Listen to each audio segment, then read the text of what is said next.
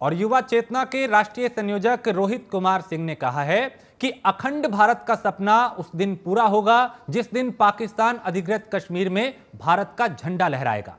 रोहित सिंह ने कहा कि राज ठाकरे रामलला के दर्शन करने अयोध्या आ रहे हैं तो उससे हमें कोई आपत्ति नहीं है, लेकिन उत्तर भारतीयों से कोई गलत व्यवहार करेगा तो हम उत्तर भारतीयों के साथ खड़े रहेंगे।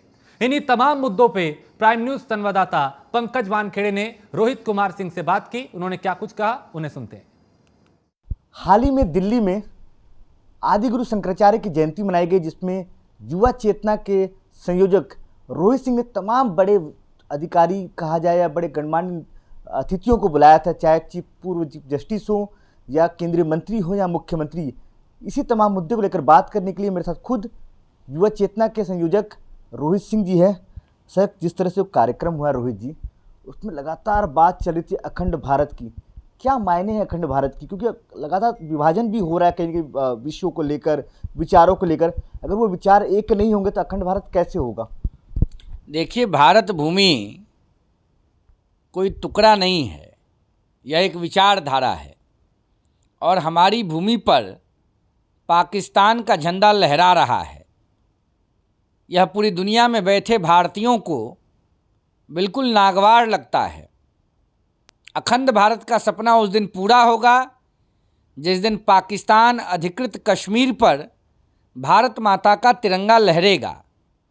और मुझे लगता है वो वक्त आ गया है जब पीओके अपनी भूमि में मिल जाएगा और भारत की सरकार का शासन उस धरती पर भी होगा। और ये वक्त आ गया है और इसके लिए अब सबको तैयार रहना चाहिए, मुझे ऐसा लगता है।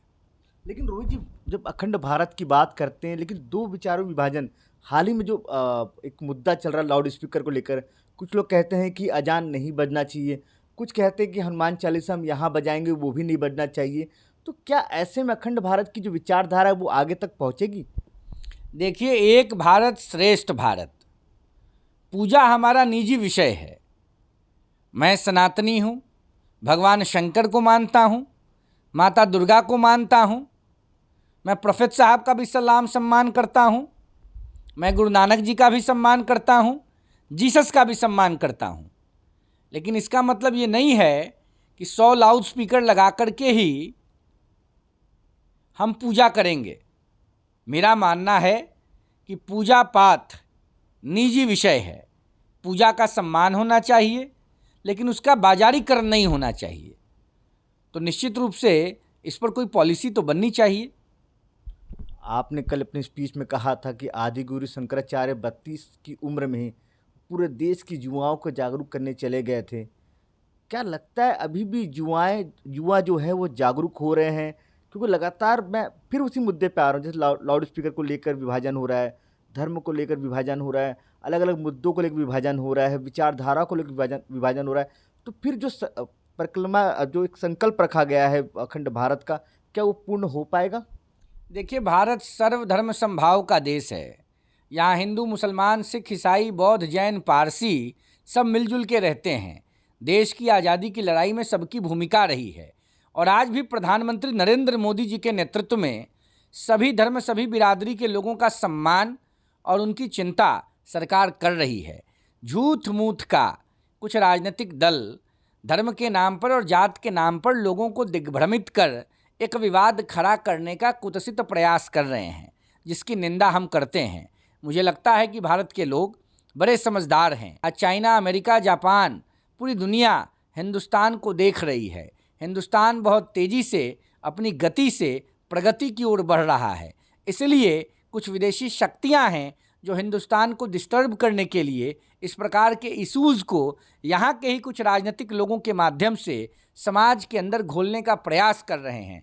लेकिन मुझे लगता है कि नरेंद्र भाई मोदी के नेतृत्व में भारत का तरक्की होगा, भारत विश्वगुरु बनेगा, सोने की चिड़िया के रूप में खोए हुए हिंदुस्तान के वैभव को हम स्थापित करने में सफल हो जाएंगे।